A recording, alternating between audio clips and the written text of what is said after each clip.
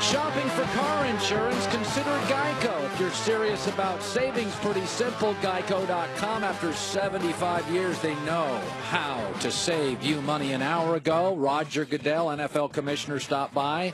In about 10 minutes, really American international superstar David Beckham, who is now bringing MLS's 25th franchise to Miami, Florida. And so he's going to join us today. You know, my late mother introduced me to soccer, and so I'll talk to Beckham about that. And you know all about Beckham. He's a star. He's going to come on the show. I'm very excited. Is he going to be here? Well, he's going to be on one of those, like, talkback things, you know. So I know you're disappointed he's not here. Well, I am disappointed. He's actually, well, not that this should be surprising, he's a really nice guy. Yeah. I met him a bunch of times when I was covering the Galaxy. Yeah, no, I mean, as superstars go, he's not prickly and standoffish and arrogant. Yeah, that's what I meant by actually, is that you might assume that he's a big celeb guy. Yeah. By the way, I was watching the Warriors take on Boston this weekend. I went skiing with a couple of buddies who are both from the Bay Area and both grew up huge Golden State Warrior fans. So I was immersed in Warriors basketball talk all weekend long. And I watched the game, and, you know, it is interesting, the psychology of NBA dynasties, and that's what the Warriors certainly qualify as. Boston, Jaylen Brown and Kyrie Irving were absolutely perfect in the first half. They were brilliant. They've never played better together than that game. The Warriors were out of sync, especially on defense. In the first half. Klay Thompson was as bad as I've ever seen him. Kevin Durant got in foul trouble early, and I think over the course of the game just wasn't overly effective, and Golden State won. And, you know, it's interesting. I think Boston's exceptionally well coached, but Jason Tatum now, 28 minutes, 4 points. He's clearly hit the rookie wall. And I was watching that game, and I had this feeling, you know, there's always been this feeling the Patriots don't have the best players, but they win because they got the brilliant coach and quarterback. You know, Boston feels a little bit to me like the Patriots, where I think they have this brilliant coach, Brad Stevens, and this brilliant point guard / quarterback, Kyrie Irving, and then a bunch of Jaylen Brown and Al Horford, and they've got some interesting parts.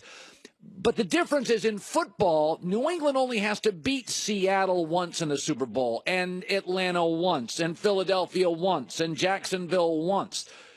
You know, in the NBA, Boston outplayed them for big portions, but you'd have to beat Golden State 4 times in a week, which is why I've always argued you should shorten NBA playoff series. Listen, in a 3-game series, if Boston played Golden State and won that opener, the psychological pressure on Golden State would be huge. I think if people say the NBA, there's not enough drama, we know who's going to win, that's reduced even further when you consider you'd have to beat the Warriors 4 times, which nobody's going to do. And I watched that game, and I'm like, you know, Boston can play around and win this game, and Boston's very much in it. But in the end, even if they had won that game, they'd have to beat them 3 more times over the course of like 13 days, and it's not going to happen.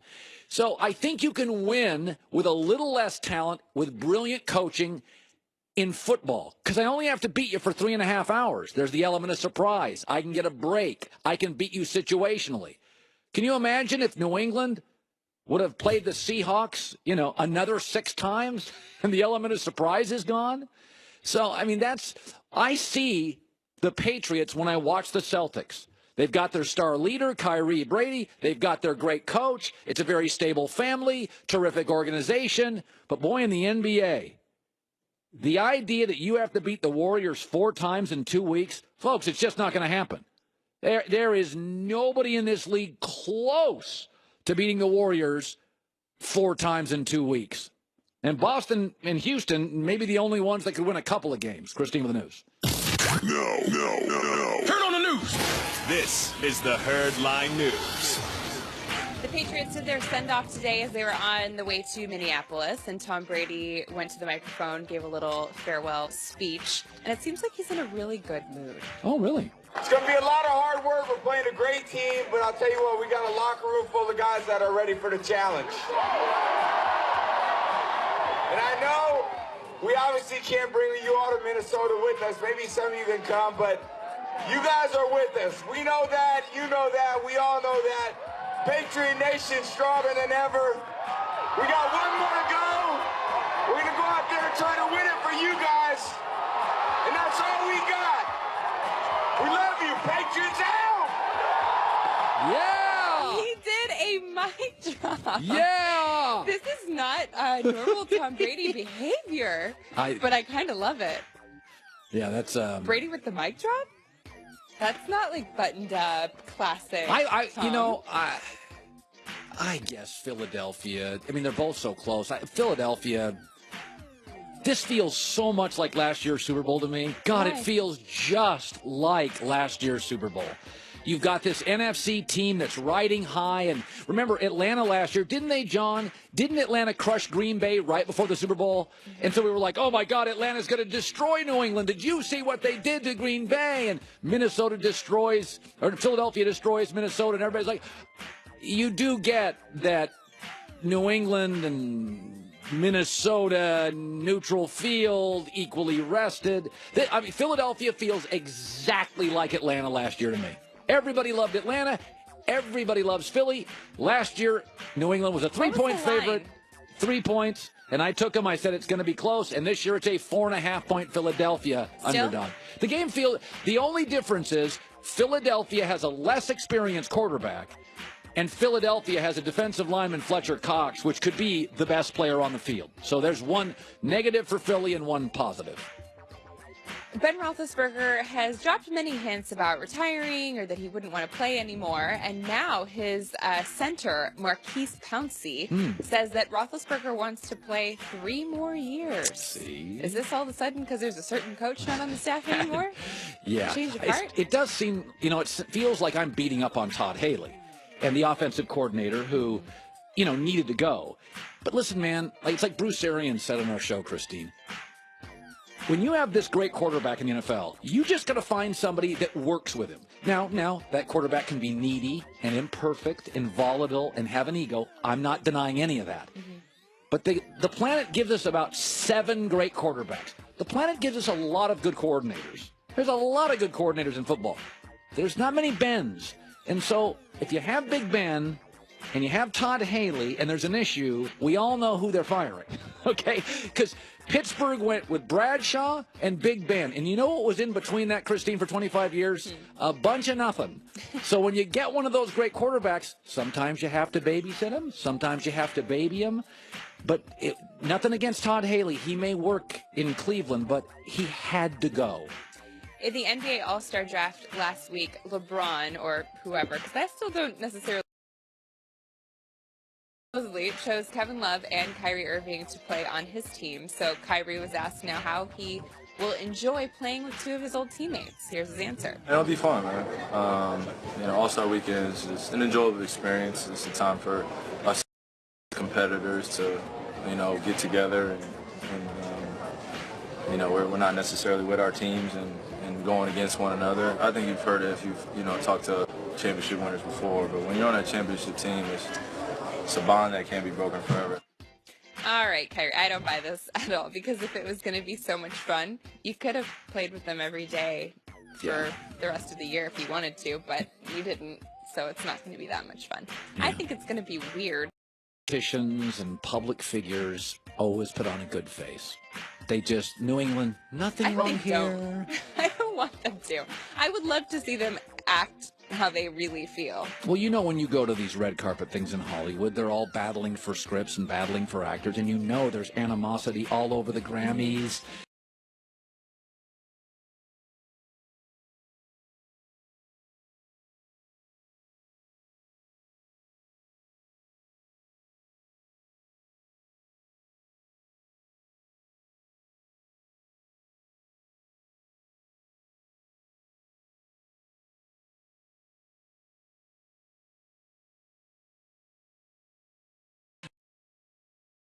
I don't know about you. Your life is full of sickness. You're sick again. I've been sick for 2 straight months. It's pretty bad. Did you watch the Grammys last night? I did, from my bed with tissues next to me. I saw Pink sing. She didn't dress up much. I saw that. Well, who cares? But her performance was amazing. My point was, though, is that when you watch, when they're all in the boxes, when someone wins and you watch the other people's reactions, there were some people who showed that they were not happy that they lost. Well, nobody goes there wanting to finish second.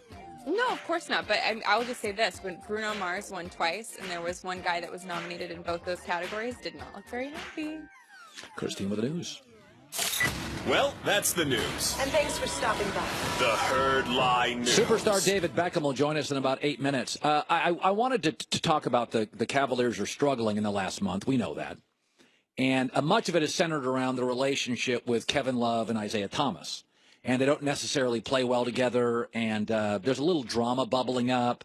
This weekend, Isaiah Thomas said, quote, I didn't come here not to shoot, and why are you blaming me for all your defensive problems? You were bad before I came back from my injury. And they had a private meeting. It went public. Isaiah Thomas called out Kevin Love. So there is this feeling or this growing belief, whether it's true or not. A lot of people are like, Isaiah Thomas doesn't really work with the Cavaliers. This thing's not going to fit. So let's just step back for a second. Let's just take a deep breath here. And let's just examine Isaiah Thomas. 5'8.5", told his entire life he's not going to make it. A little bit of a chip on his shoulder. So he enters the NBA in Sacramento. And he's in a rough spot. It's not a very good organization. It's a bad organization. And the Kings, Sacramento, won't start him, and they bail on him. And so he goes to another organization that is in flux, Phoenix. And it's a bad team, and they're rebuilding. And again, he doesn't start, and Phoenix tires of him quickly. Like Sacramento, he averages 15 a game. And then he goes to Boston, a stable organization with a tremendous head coach and general manager and a very nice system. And suddenly Isaiah Thomas averages 29 a game and flourishes. Then he's traded to Cleveland. Like it or not, fairly dysfunctional like most LeBron teams, and he goes back to averaging 15 a game. In review, 15 a game with Sac, 15 a game with Phoenix, 15 a game with Cleveland, doubles it with Boston. Think about NBA trades a little bit like adoptions. You bring a new member into the family. Why do adoption agencies ensure that children, often from crisis, go to more stable families? Because it gives them a greater opportunity, obviously, to flourish. That's what NBA trades are. Shame on me for not realizing this was probably problematic from the very beginning. A 5'8" kid, nobody ever thought would make it, last guy drafted, been doubted his entire career.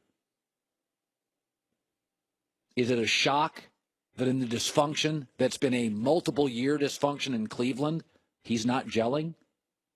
He didn't gel with the Sacramento dysfunction.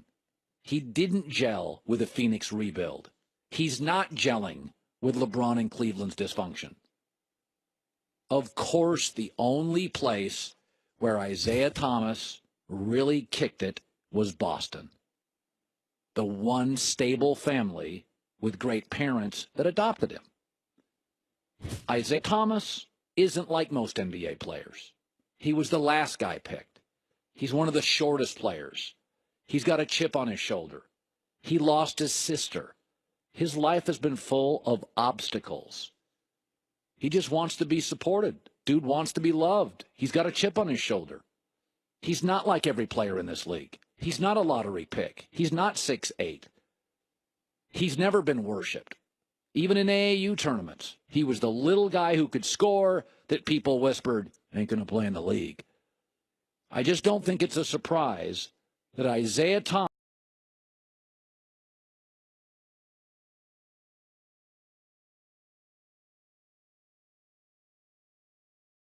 lacking dysfunction had his greatest career moment. So, of course, he was deeply hurt when that family, where he finally was given the opportunity to be a guy, the guy, bailed on him. Not easy. I know he makes a lot of money. I know he plays in the NBA. But when I really step back and look at it, shame on me for not picking it up. Dude needs to be hugged, needs to be loved, needs to be supported. The 3 times he's entered dysfunction, he's kind of struggled.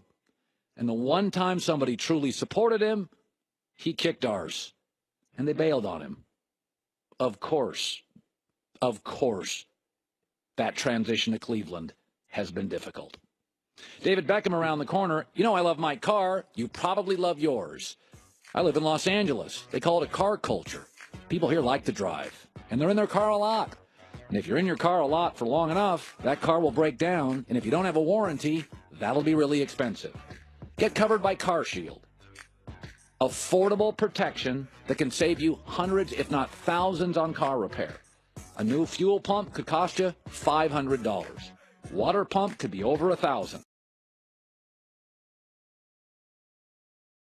A deductible may apply. CarShield.com code HERD. Listen, man, you think you're safe until something breaks. They'll cover your computer, electronics, GPS, fenders, everything. CarShield.com code HERD. When you hear